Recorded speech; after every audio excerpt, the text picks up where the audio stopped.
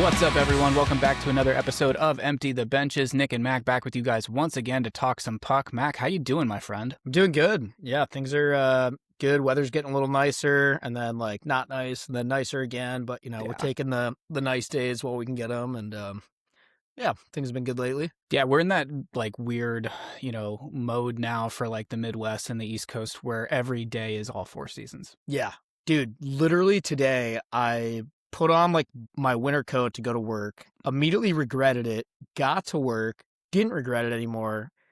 Then like went out for lunch, regretted it again, and like just the whole thing is like you need like 4 different outfits to get through like one day. You almost have to pack like 4 different backup outfits in your car. Yeah. So it's like if I go outside with like layers on and then like my winter coat because it's 20 degrees in the morning, but then it's going to be 75 and 9 billion% humidity by 3 p.m., then yeah, I'm kind of fucking screwed. Plus, I live right by the lake, and I work not even close to the lake, so like it's always warmer out there, and then it's impossible trying to plan for it. Lake science is a multitude of it's so confusing because sometimes it makes things colder, sometimes it makes things hotter. It's just it's very sometimes odd. It snows for no reason. Sometimes it snows for a good reason. You just you never know what you're gonna get. Yeah. Well, anyways, man, what's new with you? I know there's a lot going on in the hockey world we have to get to, but how's life been treating you outside of everything else? Yeah, I mean, I guess the big thing that's kind of on my mind, I just joined a new beer league, so I'll talk about that for a little bit. I've been on the same men's league team and the same men's league for my entire men's league career in Wisconsin. So I've been on that team about 8 years or something like that. And I'll probably go back to them in the winter, but the reason I joined this new league is for the summer. They play on the weekdays rather than the weekends, and that's just a lot easier for me. That's a big plus. There's so much going on in the summertime. I end up paying to be in the league, and then you miss all the Saturday and Sunday games because there's too much fun stuff going on. So because you're at Summerfest and the game starts in 20 minutes, and how are you going to get there? Yeah. So, but I'm excited about this league. It's called Milwaukee Community Hockey League, and I've heard great things about it. They actually like take it pretty seriously. Like they do, but like in a non-toxic way. Like the guy who runs the league writes a summary of every game, like picks a player of the game for every game. Oh, wow. And just goes on like WordPress and like types this all out. It's on the app. There's a whole app for like this entire, cool. It's very well run. They've been doing it since 2010. There's also like a lot of events throughout the year. Like they'll host like barbecues for all the teams and stuff like that. It's just a very like community driven league, which is cool. I'd love to see some like beer league beef go down at like one of the collective barbecues. That would be entertaining.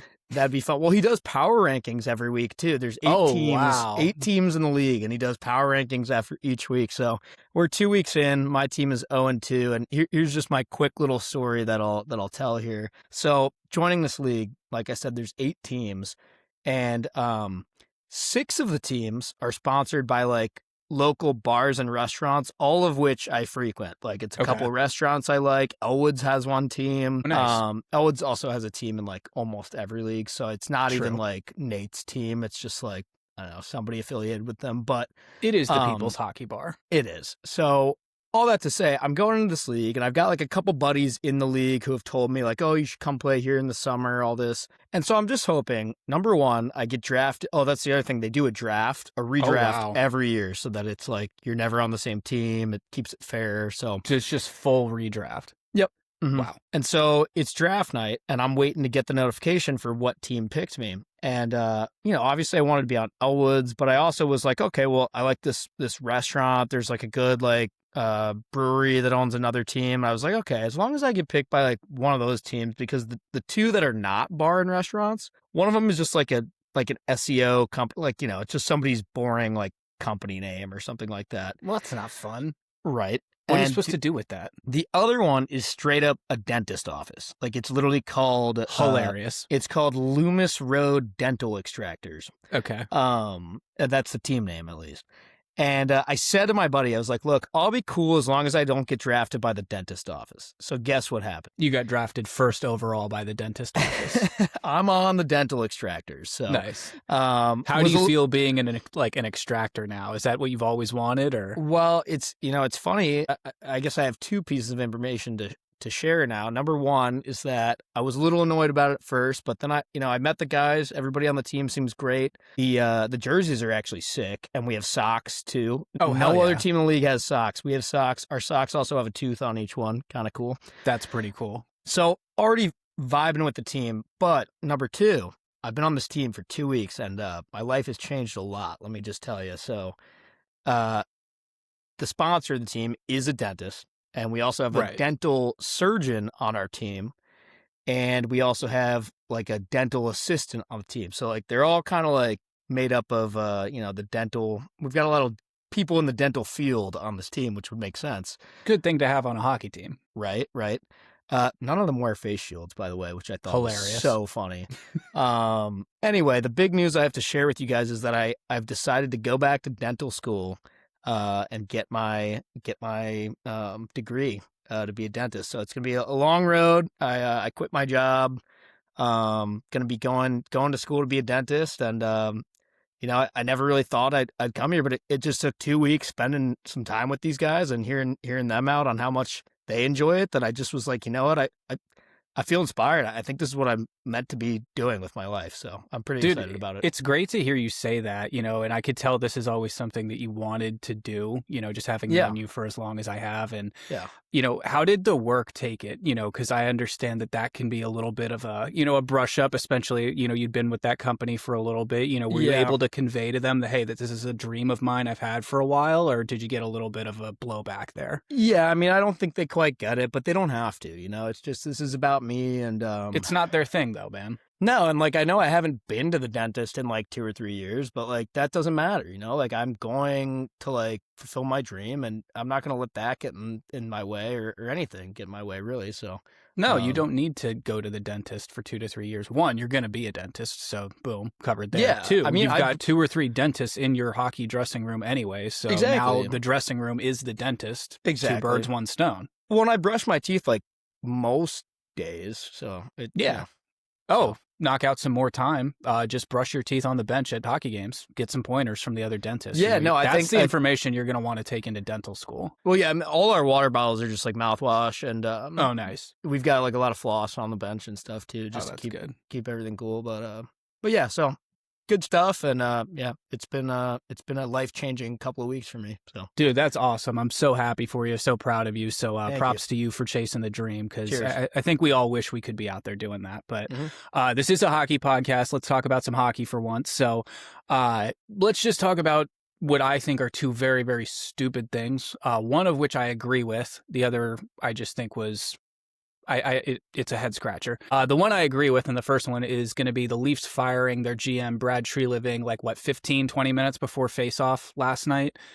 So that was hilarious. It's definitely something I think they needed to do. I think they tried it there. It did not work. He made some moves that I thoroughly disagree with. I don't think he got nearly enough in return for the assets that he got rid of at the deadline this year. I know you and I talked about that. But just the thoughts on the timing of it all. It's random. It's like, seems like this should have happened sooner, or I almost would have rather them do it like a month before the deadline. Like do it at the Olympic break, so that you don't have this guy fuck up your shit one more time at the deadline and then hit deuces, I'm out. Like, I don't know. The timing is very odd, but it needed to be done nonetheless. So. Yeah, I agree. I think it's something where I would have even been okay with them doing this immediately following the deadline, just being like, hey, that didn't go the way we wanted it to. This is not heading in the right direction. We're already packing it in. We already sold at the deadline. We're not making the playoffs. Let's just cut our losses here. But to have him do 3 or 4 more weeks post deadline and then just do it like that, it's just I think it's just a great example of how this organization has operated for the last 4 or 5 years, and I'm sure people can say back longer than that, but with the rise that we saw that team have, and then a little bit of a plateau, and then the fall off that's this season, I think the criticism of that is absolutely warranted. I couldn't agree more. The other thing, which yeah, shuffle up and play, Vegas, because you always have a surprise for us. They fired Bruce Cassidy with 8 games left in the season, and this team is in a playoff spot. This team's in a playoff spot, like in the third division playoff spot. It makes absolutely no sense. It's to the point where it made no sense to me that my first thought is, what did Bruce Cassidy do? Yeah, like it almost feels like there would have been like a statement if it was like a scan, you know what I mean? Unless it's sort of like the Mitch Love thing where we're now going to have an investigation or something. Yeah, but I don't know.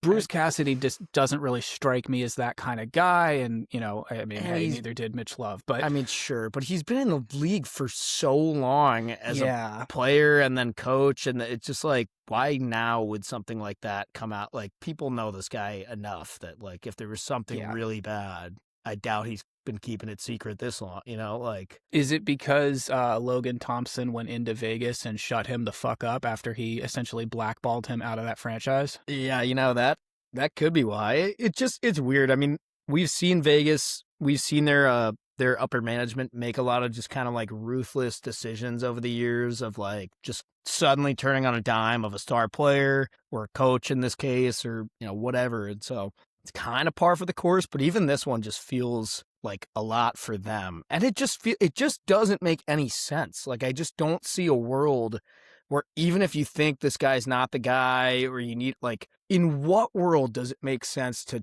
suddenly just introduce a completely new, like, system, a completely new guy, and try and go into the playoffs, and, like, they think that's gonna, like, get them further than it would have. Right. If not, it's bizarre. It really is. Don't get me wrong. I'm so glad that Torts is back in the NHL and going to have to do, press scums again. That's incredible. Yeah, but I agree, because like we've talked on the show how many times this year about like making your moves before the deadline. That way the player has time to acclimate, let alone a coach getting, 8 games to do so, which, hey, sometimes that works. We've talked about it. Take out the cartridge, blow on it, throw a new one back in or something, whatever, just to change the vibe here. But I can't remember the last time I've seen any sports team pull something like this. Well, dude, how about somebody like Nick Dowd, who just got traded to a new team for the first time in 8+ years? Now he's got to learn a whole new system. He was probably just being like, okay, I get what Cassidy wants out of me.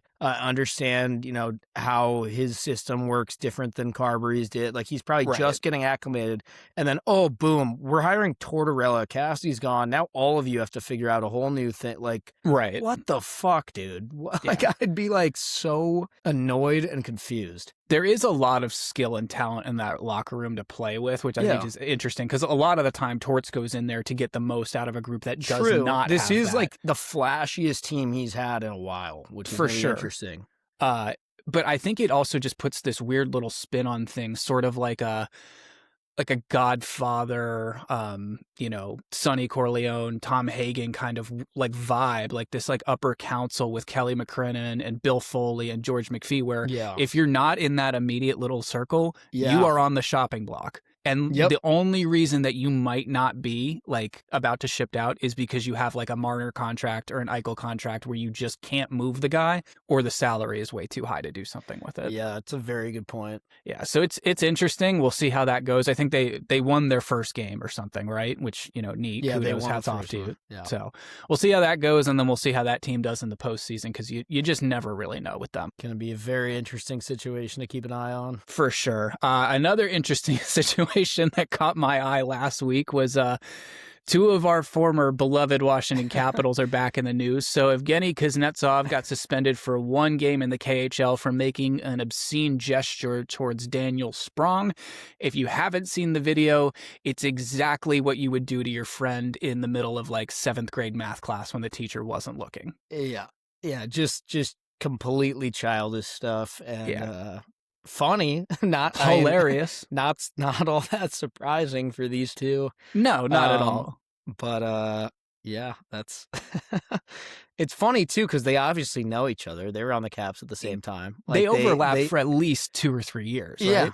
Yeah. No, they're not. They're by no means are these guys strangers or anything. So Yep. Picking up right where they left off. You love to see it. Okay, let's just get this over with. Painfully, I'd like to talk about some college hockey. Not a great college sports weekend for your boy, unfortunately, but before we get to all that, I want to start with the women's side, and I want to give the Wumbo Badgers their credit where it's due. They won their 9th national championship. They had one of the most insane seasons in women's college hockey.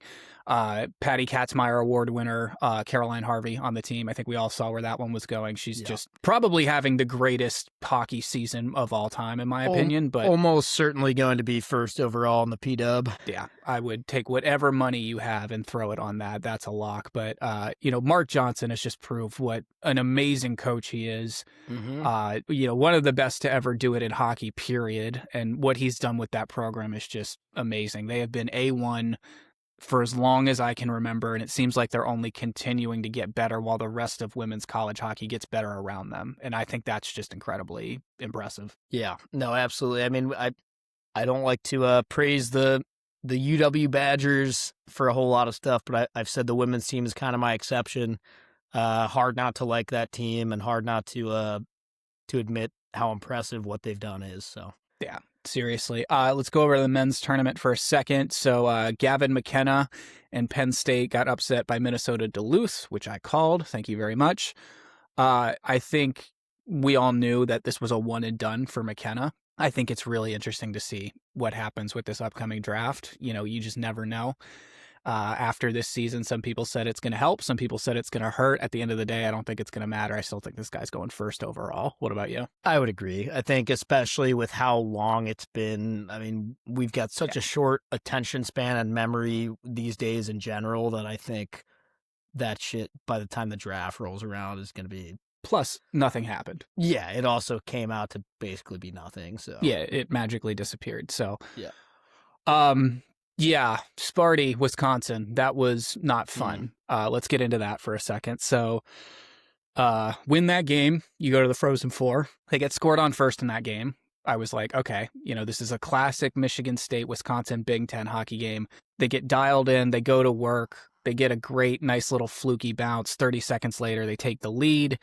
All was looking great. They were up 2 goals with 4 minutes to go, and then the unthinkable happened. The part of your brain that goes, they're up by 2, 4 minutes left. Yep, this one should be pretty much in the bag. And I know a 2-goal lead is the worst lead in any hockey game, but just the way they were playing, the fact that Trey Augustine is in the goal, you're like, this is over. And I have to give credit to that Wisconsin team. They just no quit, got right back into that thing. 2 quick ones, sent it to overtime, and took all of 12, 13 seconds in overtime for just a crazy deflection to go right over Augustine's shoulder. And I'm just gutted for that whole team. I mean, we've had Pat Geary, who's, junior defenseman on that team, on the show 3 or 4 times. He's such a great guy. And, to hear him talk about all those teammates and just, how much they mean to each other, guys like Martone, who I think just became a folk hero in East Lansing for how he played this year. And, Augie being there for as long as he did, he came back for this junior year specifically to make a run at the national championship. That one, it stings me that guy is not going to get a legit shot at the Frozen Four and the Natty. Yeah. No, I really felt like that team had a lot of guys who kind of did the Leonard thing where it was like they for sure could have bailed after 1 year, but had enough school pride and just had enough pride in themselves of like, I want to fucking win this thing before I'm done. And so there was a lot of guys that came back and really believed in that objective. And it sucks getting bounced in the way they did too, but it is what it is. And like you said, sometimes you got to go hats off to the opponent. The way that they came back in that game is pretty impressive, pretty miraculous. So yeah, and Wisconsin it doesn't. They're nasty. It's not like it happened as so much as we love hating on them, it's not like it happened to like a team that you're like, oh, we are like miles better than that team. It's at the end of the day, it's a very good team that you just got beat by. Exactly. That's a great way to put it. They're such a well-coached team too. You could say that about any Big Ten college hockey program, but Wisconsin specifically. So, hats off to them. Martone signed his ELC with the Flyers. Augustine signed an ELC with the Wings, which I believe that's not going to kick in until the start of next year, which is a good move considering what they have coming in the goaltending pipeline for sure. The men's Frozen Four, that's going to be Wisconsin against North Dakota and then Denver against Michigan. Both of those are going to be incredible games, and I really hope that Denver at this point knocks Michigan out of the tournament and then just goes and wins another one. So yeah, why not at this point? Let's just that's fine. Exactly. So anyone but Wisconsin or Michigan, I'd be fine with North Dakota too. But yeah, same. Yeah. It would be nice to have that happen. Let's take a quick break to talk about some DraftKings, and once we come back, we will send you guys over to our interview guests for the episode, Penn State's Grace Outwater and Danica Maynard. DraftKings Sportsbook, an official sports betting partner of the NHL, is built for the fastest game on ice. With player props and live betting, every shift, every shot, every save gives you options to get in on the game with DraftKings Sportsbook. New customers, bet just $5, and if your bet wins, you'll get $300 in bonus bets instantly. Download the DraftKings Sportsbook app now and use code THPN. That's code THPN to turn $5 into $300 in bonus bets if your bet wins. In partnership with DraftKings, the crown is yours. Gambling problem? Call 1-800-GAMBLER. Help is available for problem gambling. Call 888-789-7777 or visit ccpg.org in Connecticut. Must be 18 plus. Age and eligibility restrictions vary by jurisdiction. Pick 6 not available everywhere, including New York and Ontario. Void where prohibited. 1 per new customer. Bonus awarded is non-withdrawable Pick 6 bonus picks that expire in 14 days. Limited time offer. See terms at pick6.draftkings.com/promos. And it's now my pleasure to welcome Grace and Danica to the Empty the Benches podcast. Guys, thank you so much for hopping on with us. And what a pleasure it is. You guys had an unbelievable season, so congratulations on that. Yeah, thanks for letting us join. Yeah, of course. So I had the opportunity to actually watch you guys play this year. Road tripped up from the DC area to Happy Valley. Was very, very cold in that outdoor game, but it was a lot of fun. I think I had like 3 or 4 hot dogs to keep the calories up, so that should have helped a little bit. And then caught the second half of that weekend series at Pagula as well, which was awesome to see. But I feel like I have to start with the outdoor game. I know I had about 4 or 5 layers just in pants on. What did you guys have to do to get ready for playing in an environment like that? Yeah, like, I think we thought it was gonna be a lot colder, like, down there, because I know, like, in the stands, it was really cold. A bunch of, like, my family and everyone was saying it was so cold. But once, like, the game got going and everything, like, honestly, it was completely fine. And we had so many layers on of, like, stuff, and I had to start taking it off because I was getting way too warm. I think with, like, the glass probably it helped a lot with the wind. Like, Yeah. you. Yeah, I'd say the same. And, like, it was sunny out when we were playing. Yeah, So true. that was, like, I think kind of a factor. But no, I think we kind of just got used to it. Like, we practiced on it before the game. So that just kind of helped. And then, like, what Grace was saying, that we had a lot of layers. So it didn't, like, affect it too much, I don't think. I want to, we'll definitely talk a lot more about Penn State and everything, but I like to start these interviews by, like, kind of dialing it back. And I want to hear from each of you, like, kind of how you got into hockey as a kid, and, like, what are some of your, like, earliest hockey memories, kind of what I like to call, like, your hockey origin story. Yeah, for me, I would say it was, like, my family. Like, my dad definitely brought me into hockey, as well as, like, my brother. Like, when he would go on the ice, like, I would always want to go on the ice. So, like, kind of, like, just that relationship. And yeah, like, my family's, like, a huge, like, hockey family. So I think, like, we just all love the sport, and I grew up into it, like, when I was younger. And yeah, Canada's just, like, a big, like, hockey, like, place. So I think just, like, loving the sport and stuff like that. Just, yeah, my brother and my dad mostly. Yeah, I always tell the story of my grandpa and my dad. They built, like, an outdoor rink in our backyard, and that's when I kind of got going. I really liked it, and then they, like, started putting me into, like, skating lessons. But then I started, like, hating it again, and I would cry the whole time. But then I finally, like, once I started to get a bit better at it, I, like, had a lot more fun doing it. So then I started, like, playing competitively and, like, meeting a bunch of my friends and all that. So I actually started to enjoy it.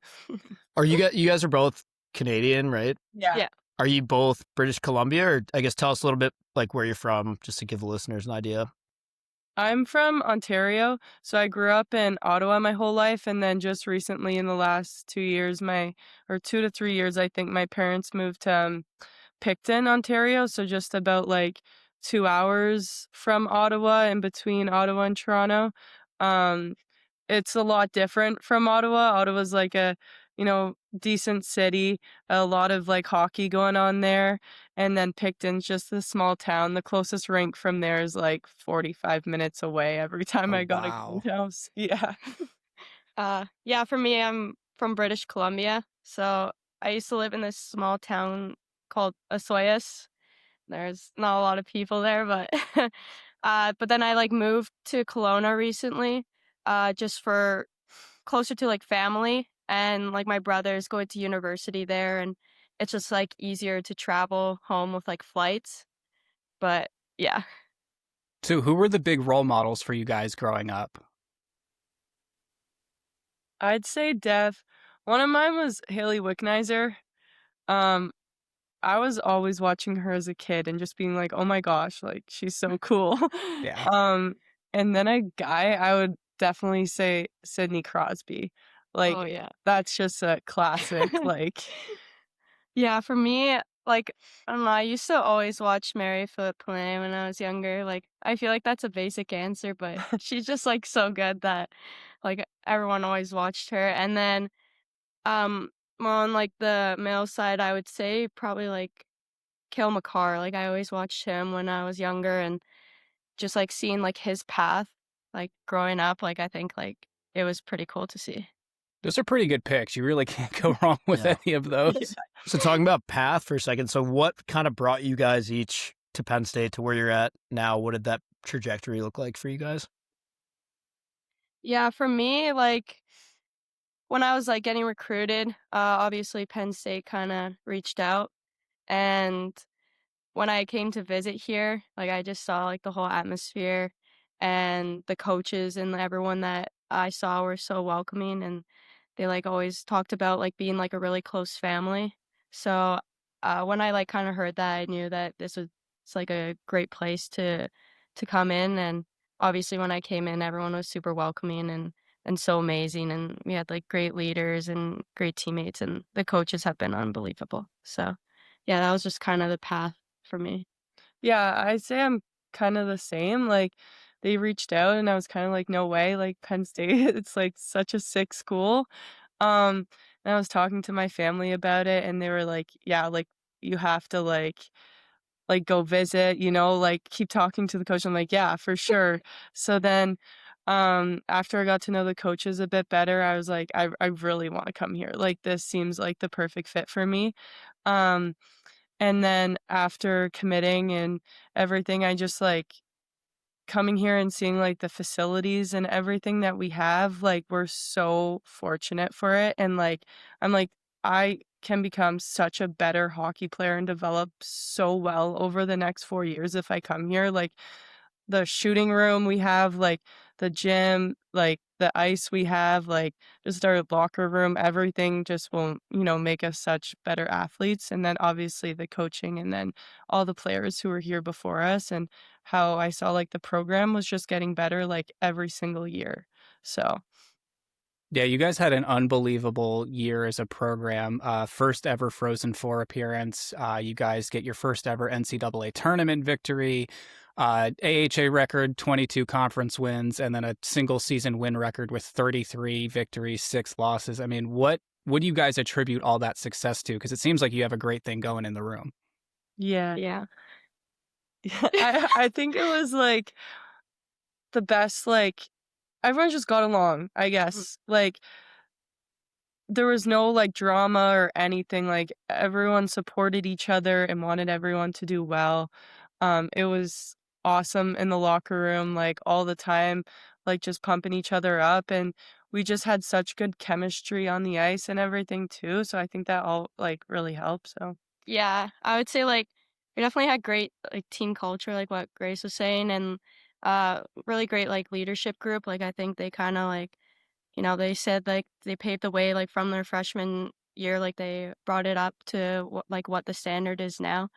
And I would also say like a bunch of stuff like on the ice, but I think a lot of it came off of like off ice training. Like we would always come in during open gym or just like wanting to get better. And when we were in the gym as a team, like we all held each other accountable and wanted like each other to be better in the gym. So I think just that as well. What would you guys say? I always love asking college players this question, but what's like your like favorite and least favorite like team or school to travel to? Whether it's about like the facility being awesome or just like, oh, I hate playing these guys, or like whatever it may be about. What's like your fave and your least fave? Huh. That's a good one. I'm trying to think. Yeah, me too. Okay, my least favorite, like team or ranked? Whatever feels right. Whatever. Okay. Yeah. I'd say my favorite team to play against is probably that RMU weekend, like RMU, because of that weekend. There's always just so much like heated, like, I don't know. It's just really heated the entire game and everyone's like beefing and it's so much fun. Um, it's a lot of fun to play against them. And then do you have one? I'm trying to think. My It's kind of, I don't know. I think obviously RMU is like a really good one to play against. I like RIT's rink. Like I think theirs rink is pretty good. Trying to think. Obviously, like when we play like out of conference, I think those games are also really good. Like when we played Ohio and Cornell this year, like great competition. So I liked when we did that. It was far travel, but it was fun. Um, I don't know if I have a worst. I'd say I'm gonna go with Lindenwood just because I'm not much of a fan to like take a plane anywhere. Okay. So when it's an in-conference game and we're flying somewhere, I mean, I like can't fly. Like I'm literally in tears the whole plane ride, and I have to like hold my teammates' hands and stuff. So it's Aw. pretty brutal. Well, that just goes back to building good chemistry, right? Right. Yeah. Every team needs one of those like teammates, right? Someone's Yeah. got to be afraid. Yeah. There you go.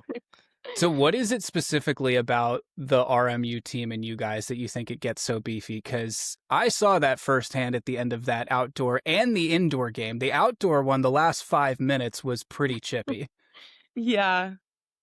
I think it's just like obviously every team that we face like wants to beat us and like perform at their best against us, and I think like RMU is definitely a team that can like battle and like play at like our pace and stuff, and I think like they just, I don't know, it's like an outdoor game, like it was special for them too, and I think they just had like their adrenaline coming, and they just, yeah, they always just want to like battle against us and give us their best. So I think like that's just a factor. I think we're both like also such like aggressive teams, like Yeah. very physical, and like probably I'd say that almost probably the two most physical in like teams in our league. So like when we come together, it's like everyone's just trying to like, I don't know, hit each other, fight, and Yeah. it just really gets going, and yeah, it's a lot of fun. Yeah, the indoor game that weekend that I was at, I was just blown away by how physical it was. I was like, "Are we not calling anything today?" Yeah. I mean, I'm fine with it, but Yeah. no, that was unbelievable. What's it like playing in a place like Pagula? That was my first time being there. That facility is incredible. You guys talked about the practice facilities, but what is it like to walk out onto that ice on a weekly basis? Yeah, it's pretty cool. Like playing in junior hockey, like the rinks are nothing like this, right? So coming Right. here, it's like a game changer. Um, and sometimes, we get a pretty good fan base, and then especially at the Frozen Four, we got that record. That was like the most insane thing all year. Like playing in front of all those fans in this huge rink was such a cool atmosphere and such a cool feeling overall. So Yeah, I would agree with that. Like, we're definitely fortunate with the rink and facility that we have. And honestly, like, just stepping onto that ice, like, at home with all of our fans and everyone that like supports us. It's just amazing to see. And the Frozen Four was like unreal, just playing in front of that many people and like that many people that wanted to support our team and watch us succeed. Like it definitely helped us throughout that game. You guys both had unbelievable seasons this year. Grace, you were the AHA scoring champion. Danica, AHA Rookie of the Year. What specifically do you think helped you guys take such big steps forward in your games this year? Yeah, for me, I would say like just constant like skill sessions and just like working on like stuff that I needed to improve on. And obviously our coaches helped with that, but also just having like a really great team to help back me up and like some support me throughout the whole season. Like honestly, it wouldn't have probably been possible without like the players that I had this year. So it was just definitely fortunate with that. But yeah, it's just going out there and just having fun and obviously just like playing the game that I love and whatever came. And yeah, I was fortunate to get Rookie of the Year, but it was just super fun to be playing with this group of girls. Yeah, for me, I think there's a couple things, like, I really take the summers, like, as a time to, like, get better and really practice everything, so making sure that I was, like, just in the gym every single day and then working on my shot all the time, like, going on the ice as much as I can, and then going into the season, like, remembering what you did, like, all summer and having confidence with that. And then also, like she said, with the skill sessions we have with the coaches, and then all our team practices, which are so, like, well done and help us, like, get to the next level. And then again with the team behind us, and then again with my line, having them, like, a lot of the goals I was able to put in the net were, like, awesome setups from my line mates, Maddie and Micah, so it was awesome to, like, have them, get me the puck too and work together as a line and have chemistry that way, so What's it like playing for Coach Campersall? I mean, we've talked so much about how many great coaches there are just in college hockey in general this year on the show, but what's it like playing for someone like that? yeah, he's an awesome guy. I'm like, we're so proud of him for getting, coach of the year. That's such an amazing, like, accomplishment. Um, he's such, like, a dad to all of Yeah. us, you could say. That's what we all say. Like, he's just so nice to all of us and understands us, supports us. If we need anything, we go right to him. And he gives us our space and lets us learn, but then also, like, steps in at the right time to, like, help us. And, like, if you made a mistake on the ice, like, he'll give you some time, and then he'll come up to you, like, a couple shifts later and just be like, hey, like, like, remember this, like, try and fix this, like, we can go through it through video. And he's just a great coach. So Yeah, honestly, just like what Grace said, like he's just amazing and like yeah, he's like our dad, like like we just say that but no, yeah, he's like honestly amazing. Just everything that he does, like he's super supportive. Like we can go to him for anything, and like he'll always like be like super nice and like relaxed when talking to us. And yeah, he's just someone that like obviously was a reason that I picked here, and it just like it shows like throughout the season that he was very like supportive and helpful for our team. yeah, I feel like also, like, a lot of my friends from, like, other teams, or I've heard they're, like, scared of their coach or, like, Yeah. can't go to them. Yeah. But I feel like for us, like, we can text him if we ever need anything, or just, like, go to him for literally anything. Like, Mhm. it feels like such, like, a safe, comfortable, like, environment, like, here with our coaches, especially Jeff. And, like, not all teams have this. Yeah. And yeah, so I feel like it separates us a bit. Yeah, absolutely. I think that's such a thing that can make a huge difference in a locker room, whether it's, what we would now call a player's coach versus some of that old school, like, oh shit, here comes coach vibe. Yeah. But seems like it's been working really, really well for you guys. Seems like you have a great vibe going in the room.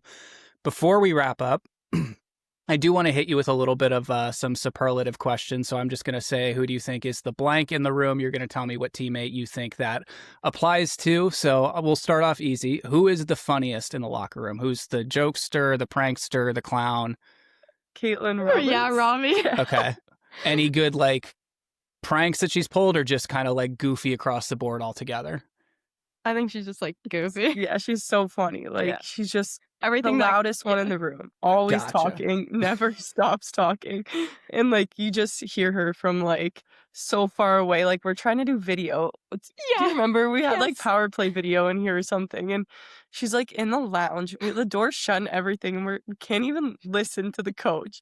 And we're like, we can't even pay attention. She had to like, our coach had to go out and be like, can you like, just like quiet down? Yeah. Like everything that comes out of her mouth. Yeah, It's just funny. Oh, that's great. Yeah. Who is usually running music? Who's DJ in the locker room, and what are they playing? Oh, it's also like Robbie or Yeah. sometimes Macker. Yeah. Yeah. Like McKenna Walsh. I don't know. It's kind of just like a mix of like just hype and Yeah. sometimes country. Yeah, Okay. I try and get them to put country, but then it's like a battle every day. But Did you guys have a go-to like victory song or anything like that? So Caitlin Roberts has made her own rap song, and she plays it at like if we win, like she'll play it in the Oh, let's locker go. room, and it's just a great rap song, just her singing like Yeah. yeah, awesome. She said she's going to make one for us next year when she. yeah, Oh, she's going to make another one. Yeah. That's incredible. yeah. Huge. Who is most likely to be late for anything? Oh, I'm trying to think. I don't know. We're usually like, We Mostly have all like on time. yeah. like, it's like, that's kind of one of our standards is Like just to be I on don't time. think anyone all year has been late, or like because we have like Wow. late fines, Yeah. Oh, okay. and I don't think that's been made once this Yeah. year, Nice. which is Well, crazy. there you go. Yeah. What about like most likely to forget their gear? Oh, okay. Did anyone forget it this year? I mixed up my gloves a couple times. Yeah. But like, there's like certain gloves that we have to wear for like Right. different sure. helmets and stuff. Trying to So think. sometimes like people put on the wrong set. Yeah. Okay. McKenna Walsh last year, she forgot her skates. Okay. I forgot my shin pads as well. So, but I mean, our equipment manager has backups of like everything. Yeah. Okay. It's nice, so it's like not crazy, but we do get fined for that as well. Yeah. Nice. So yeah, probably us three, I'd say. Yeah. Okay. And then who's got like the craziest either superstition or like warm up routine where you've like seen them and you're just like, what are you doing? Wait, I need to think of this. I know, like, I don't know. What are you guys? Do you have one? Well- I'm trying to think of yours because you're always like off doing something. I don't know what you're doing. Like, I don't know. I do have like a lot of superstitions. I know, Okay. like, I think Tessa has a lot of superstitions. So I don't know. I don't think she has any like crazy ones. People But- are always off doing these like the stuff, but like I don't really know where they're going. You know what I mean? Like Yeah. they'll leave for like 10 minutes to do some routine or something. I don't know what it is. A lot of us are now into like the sewer superstition, Sewer but ball. Okay. Yeah. like you Yeah. need to play at least a couple rounds or like it's not gonna be a good game. So Sure. yeah, we have to, all follow that. Danica, what are some of your superstitions? Is it just like left shin pad first, or are we talking like talk to your stick before the game kind of thing? Wait, I actually did that one. Nice. It was like, oh my god, I was on like a slump, and I was like, okay, like nothing's working. I've switched my stick. I've Yeah. done everything. So Well, it's not you, it's the tool, right? Yeah. yeah. So Yeah. like my dad had like this thing where if I was ever in a slump, like he would dump my stick in the garbage can Okay. times in a row, and my dad told like my coach like, hey, like, I don't know, could you just like try this on Daniel? Yeah. So like McKenna, our coach, dumped my stick in the trash, and the next game I scored. So There you go. There we right. go. it works. But no, yeah, I would just say like, I don't know. I always go out on the bench before we go out for warm-ups, like Okay. nice warm-ups.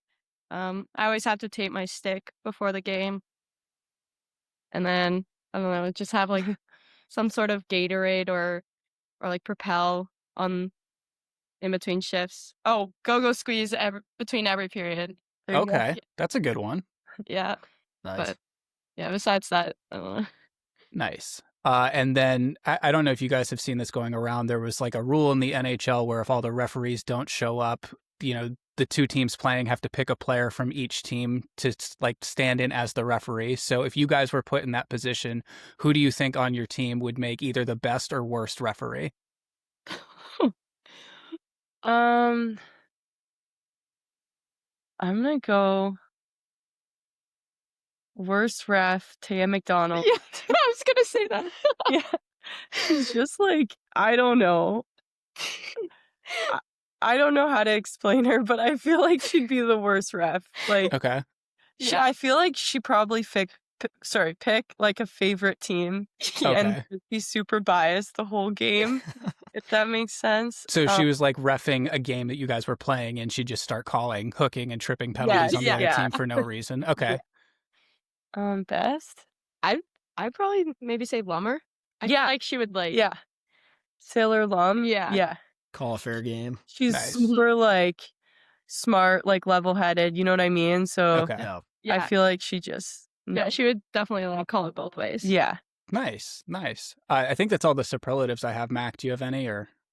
Yeah, I got one. Who's got like the best style on the team? Like, is Ooh, anyone good popping question. off with like great like game day fits, or even just like away from the rink? Does anyone like stand out as like, oh, great style? I would say like for walk-in, like I would say Maddie Christian. I Yeah. think I really like her fits. Or like Maya had some really good ones this year. But yeah, I would say those two. Yeah, those two always have really good fits. So Nice. Nice. Yeah.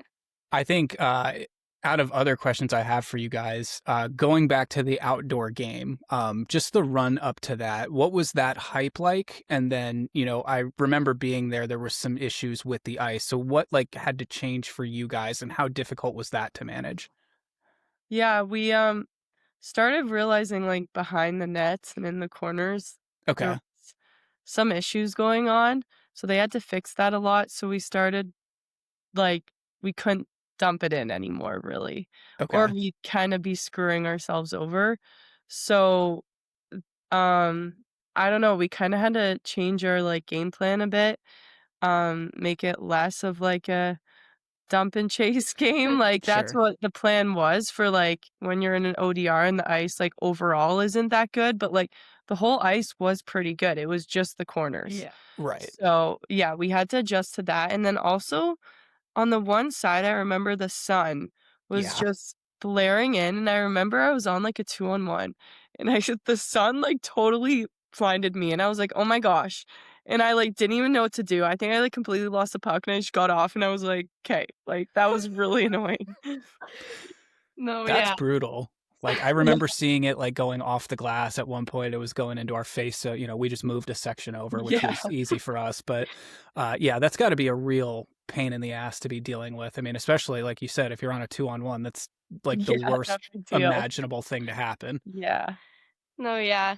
The buildup was like pretty amazing though. Like our team was super excited just for everything that was happening, and like we like came out of the bus like how the football players do. Like we had a little walk-in. So I think like just the whole experience was pretty amazing. But yeah, the corners on the ice were definitely not good. And like on the D side, we got told to not like go into the corners. Just like if we're the ones handling the puck, like try our best to cut the net. Like don't Okay. get into that area, because obviously if it was there, I think there's one time it was like the Zamboni gate, and the puck literally like got stuck like Yeah. in between Yeah. the ice and like the boards, and I was like, oh, I don't know what to do right now. Yeah. But yeah, I think it was just staying away from the corners. Yeah, there was one time I like rimmed it to one of the D, and they looked at me like they were like, "Oh my gosh, are you kidding?" And I'm like, "Oh, I'm so sorry, but I did not like someone was on me. I'm sorry." I was gonna say, like, is that scenario? Who do you think that's more difficult for, the D or for the forwards there? The D. I was the D. Good Like, answer. I didn't go in the corners. I went in once and I never went back. So then Smart. I was just a really high like support. And the D were just Yeah, in the we were corner. in the corners, but yeah, I don't know. I tried to my best to not get stuck in them, but Yeah. There were some pretty bad falls by the D. Yeah. Yeah. I was scared someone was gonna like tear something like a ACL or I don't know. Like, Yeah, it seemed like when people would go to stop, it would just either like catch or chip right away. And I was like, Yeah. oh, like if someone goes into the corner the wrong way there, like you mentioned the puck getting stuck in the bony door. I'm like, if someone gets a skate in there, that could be pretty bad. yeah. There was definitely like dead areas going into the corner, so like you would literally stop before you would even get to the corner. Yeah. Oh, wow. But, yeah. Yeah, but we all like wanted to just play again, Yes. you know, because it was so cool. And like Yeah. that morning, it was just like so exciting to wake up knowing you're gonna play outside. And now, like, I just want to do it again next year. same. I doubt like that'll happen again. Like, but like maybe in the next, yeah, a couple they said 2 years, years, yeah. probably Okay. not this year, but yeah, that was so cool. Well, yeah, I hope they get to do it again soon. That looked amazing. Looks like you guys hosting the Frozen Four was amazing, so that was cool to see. Hopefully they'll Yeah. do that again at some point Yeah. soon. But what are the off-season plans look like for you guys? Are you, getting back in the gym, or are you going to try and take some time to decompress this off-season? Yeah, like we just kind of took like a week off already, like after our season. We're slowly getting back into it. Like now, like we have open gym, open skills and stuff. So, I think it's like kind of important to get back into it, like slowly, just like going through the motions, but also again, like once you are like back into it, like starting to get into the heavy lifts and being able to like to build the strength that you kind of want in the off season. And yeah, I think just keep training until like the end of season here and finals week, but then start training again when I get back home. Yeah, like we took this whole last week off, which was nice, just to like literally do nothing and like feel like normal college students. I did get bored like midway through the week Yeah, though, same. and I was like, this is so boring. But yeah, it was a nice break. Now like I feel like this month just getting back into it, and then when I go home probably take another little break just to be with my family and like friends and just relax again, and then have like all of June and July to like really grind it out and like gain all the strength back and recover as well, but like get on the ice as much as I can and get my cardio back up and everything. And yeah, I love the off season. It's like my favorite time. Who doesn't, right? Yeah. Well, that's awesome. We'll definitely be watching. So best of luck for the season next year. Congrats on an amazing season this year, and thank you both so much for taking the time to hop on with us today. Yeah, thank you guys. Yeah. Thanks for you so having much. us. Big thanks to Grace and Danica for hopping on with us. Such an awesome chat. Got to see both of them play in a couple games when I was at Penn State. One outdoors and very cold, one indoors and very warm. So, best of both worlds right there. Got to see them win both games. That was fantastic. And nice to have a little full circle moment with getting to have them on the pod. Yeah, and just cool to hear about that Penn State hockey program in general. That school seems like overnight became a hockey school. I mean, we've all known what a big sports school they've always been and how prideful they are about their sports teams. So pretty cool, whether you like Penn State or not, pretty cool to see how quickly they were able to just kind of commit to being like, hey, we're going to be a hockey school. And now they're one of the best, men's and women's. Absolutely. How many emails do you think I get this time? Over, under from Penn State fans? Like 3.5, 4.5? Yeah, that's I think oddsmaker Nick has that about right. So hopefully that doesn't happen. But yeah, once again, huge thanks to them and to our friends over at Cook Stark Management, who are fantastic as well. Yep. Let's go ahead and talk some Washington Capitals. So what's the vibe? I know we've been a little bit down in the dumps since the trade deadline and the fact that, things weren't really going that well on the ice. But just from your point of view, they're sitting in with 83 points. They played 74 games. They have a huge game against the Flyers tonight, who are 3 points ahead of them in the standings. Stop me if you've heard this before, but it's another Caps Flyers must-win game at the end of March, beginning of April. But where are the vibes at right now for you, Mac? It's the classic, just when I think I'm out, they pull me back in. I mean, I feel like I've literally used that quote on this show 5 million times to talk about Just Caps, let me die in peace already. Literally, and then you sort. The problem is, then you start looking back at all the fucking games that we just should have won. Like you lay an absolute egg to start that road trip in St. Louis, and you can't score a single goal against the St. Louis Blues. And then you're thinking, okay, fine, I can die in peace. This is done. I can actually stop caring. And they have two of the most exciting, crazy games of the season. We beat two good teams in Utah and Vegas. And now all of a sudden it's like, well, fuck, if we had just gotten 2 points in fucking St. Louis of all places, that's just the recency bias. You want to go back even further. I'm sure there's half a dozen games of the course of the whole season that you could point out and say, how the fuck did we not get even 1 or 2 points out of this one? And it's a different story, but that's the type of game you're forced to play when you're sitting a few points out of the playoffs right now. Yeah. And it's just, all you want to do is go back and say, oh, what if we won this one? What if we won that one? But doesn't matter.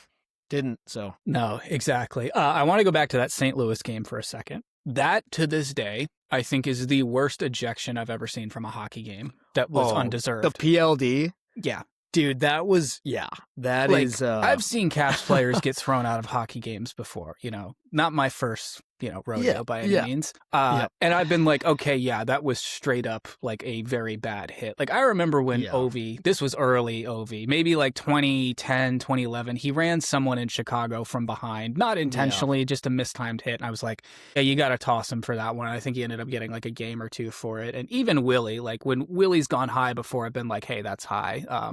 And then 90% of the time, I'm like, none of you know what a hit is. But that to me, which is a play that just seemed like it was so 50-50. I understand the way it looks like Dubois is slamming Thomas to the ice. Yeah, I mean, what he does is odd, wrapping his arm. It's definitely like a holding penalty at the very least or something like that. But also, Thomas is in the middle of the classic play stupid games, win stupid prizes thing in that exact situation. It's like, oh, I'm going to try and set a pick and run interference on this guy who's way bigger than me and going way faster than me. Right. And then you want to get butthurt when you're laying on the ice for 2 minutes because you can't get up because you're injured now. And it's like, dude, what you just did was more dangerous than what he did, I thought. Like, it's literally the Eric Andre meme where he like shoots Hannibal Buress and goes, who could have done this? Yeah. It just, you put yourself in the shittiest possible situation and then you're like, holy shit, he hurt me. And it's like, well, yeah, bud, you fucking got in his way. Yeah. And I don't know, weird play for sure. And I get that it's weird the way PLD, like I said, wraps his arm at the end, but it's not an ejection.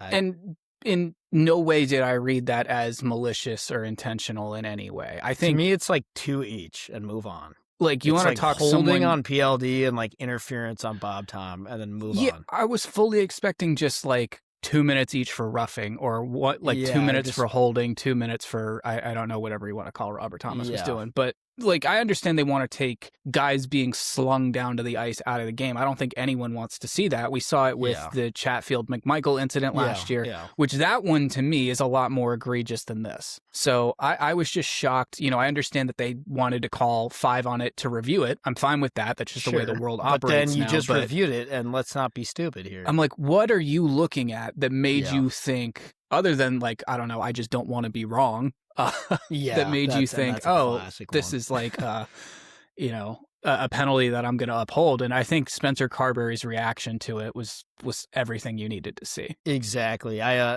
Real quick interjection here. My very last beer league game with my old team was this past weekend. It was a playoff game we lost, and I just for good measure in my last game with that team, I had to kind of tee off on this ref because it was exactly what you just said. It was like the classic case of I don't want to be wrong, but in this one he called a goal. We scored a goal. He calls goal.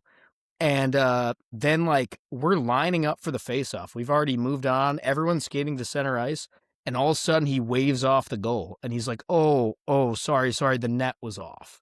And we're like, I went up to him and I literally said, I was like, buddy, we don't have video replay. What could you have possibly just saw or decided right now to change what you already fucking said? And he couldn't be wrong. So he was like, oh, well, you know, they just get on their, I don't know, some of these refs have such a complex about like being the guy in charge. And, you know, if you want to argue a call, you're just going to, and I think that was what it was too with Carbs. It's like, he just wants an explanation and then, and then the ref wants to give him the zip it thing. Like, oh, if you keep talking, then you're next. And it's like, dude, don't like, just call the game the right way, and no one's going to be mad if you correct yourself. I don't know. I also think we're in this cycle now, too. And, like, you're seeing it with World Soccer and, like, the Premier League, too. Like, the VAR, video-assisted ref, we're now seeing it with the ABS system in baseball, where we care so much as a society about getting every little detail right. Like, it has to be proven beyond a shadow of a doubt that it's right.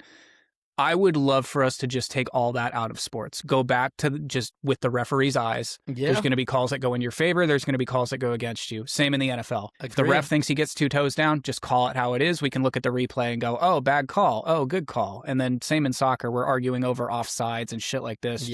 Let's just go back, have some human error in there. I'm fine with it. It's a hot take, but I agree with you. My dad was saying this to me the other day. He was like, so you're telling me, you know, the players aren't perfect. The players make mistakes every single game. Somebody makes a mistake. So why are we expecting the refs to be perfect?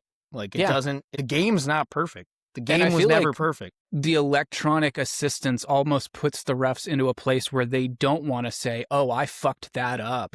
Because I don't know if they think they're going to have their job taken away. And I don't want to come down too hard on refs because, as we know, hockey, you need more refs. We need them. And we really appreciate them, the good ones, for sure. It just seems like they're in a position where they're like, well, I can't back down now. And I'm not saying that they're doing that deliberately, and I'm certainly not saying that was the case in the St. Louis game against the Caps. But I think there's just a big shift there in the culture surrounding the sports. I agree. Yeah, it's annoying.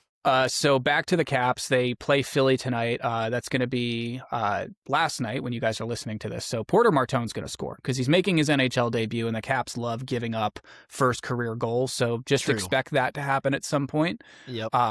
You know, if you can magically hear me, even though this hasn't been and won't be posted until after the game, bet on it because it's going to happen. Yeah, and I mean, that's a cool thing. Obviously, a young, exciting player making their debut with a new team. But speaking of guys debuting with their new team, I think, you know, the elephant in the room, the more important one is David Kampf. David Kampf is making his Capitals debut, and that's, I mean, he's probably going to have a hat trick and maybe 5-point night in the first period. I'd probably hammer the over 4.5 points for David Kampf tonight. He's going to take the entire second period off. He's not going to dress. He's just going to be in the shower smoking and probably having a 2-tree. And then he'll come back out for the third period and double up on what he did the first period. Yeah, that's like his usual. I think he does that every game is what they were saying. So.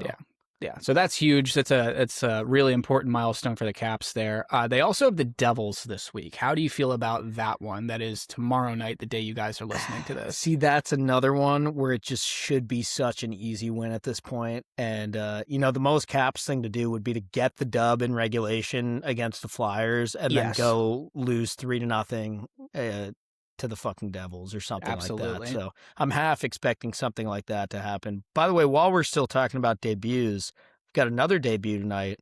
I don't know if you saw, but for the Penguins, we got Chimbish Schlempo making his NHL debut. That's right. That's huge. Lot of talk about this guy. You know, there's been some ups, there's been some downs. You know, you all know the stories about junior hockey and, you know, the antics there. That was, I mean, YouTube them if you haven't seen them. But that is, I think, it's something that scares me because that's a guy that can really turn a franchise around if you put him in the right spot. Yeah, and I think what's interesting too, making his debut for the Penguins against the Red Wings. Remember, he fell in the draft because of some of the antics and stuff you're talking about. And that's a great point. The Wings passed over him, and so I think maybe there's a little bit of like an element of him taking some of that personal and wants to go and prove it.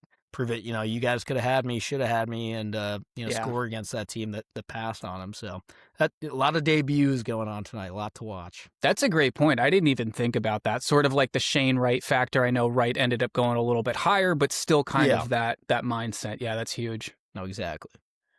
That wraps up all the Cap stuff. Do you have a trivia before we wrap up here? Yeah, I got one for you. Let me get this going. I saw this on Instagram the other day. I made sure to save it. Thought it was an interesting one. Let's see here. All right. So this is every tier. Okay. Every team's 2025-2026 most productive winger so far. So I'm going to ask you who.